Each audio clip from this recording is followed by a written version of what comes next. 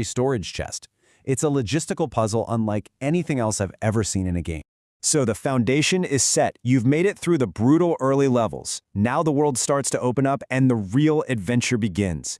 Welcome to Part 2, the Mid-Game Gauntlet.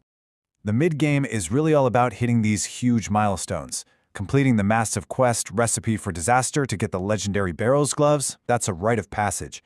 Unlocking the Fairy Ring Network connects you to the entire world.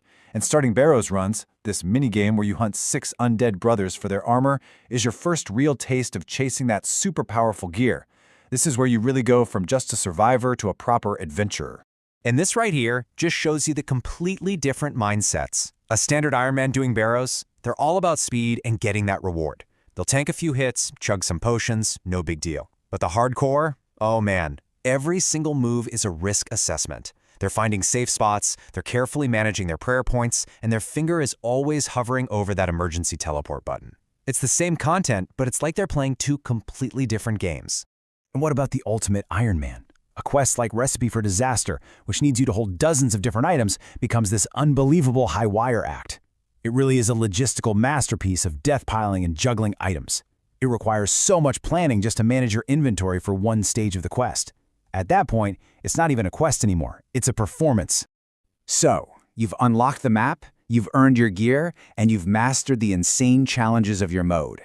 Now, it's time to face the game's biggest threats and become a legend. Welcome to Part 3, the Endgame Onslaught. These names, they're the stuff of legends in RuneScape. Zul'Ra, Vorkoth, the Chambers of Xeric, the Theater of Blood. This is it. This is the final exam. Each one of these bosses is this incredibly complex mechanical challenge that will test every single skill you've built up on your journey. Beating them is how an Ironman proves they've truly mastered the game. Now, for a hardcore player, facing these bosses is the ultimate gamble. I mean, one mistake, one missed prayer, a moment of lag, and a journey that took thousands of hours can be over, just like that. That's why practicing on a different, normal account isn't just a good idea. It is an absolute necessity if you want any hope of surviving.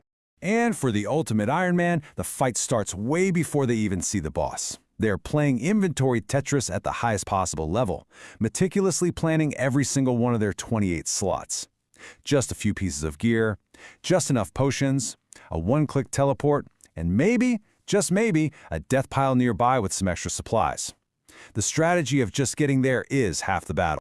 So, we've seen the whole journey, right? From the very first steps of the grind to the final legendary battles. And that brings us to the end. It's time to choose your legend. What kind of hero are you going to be?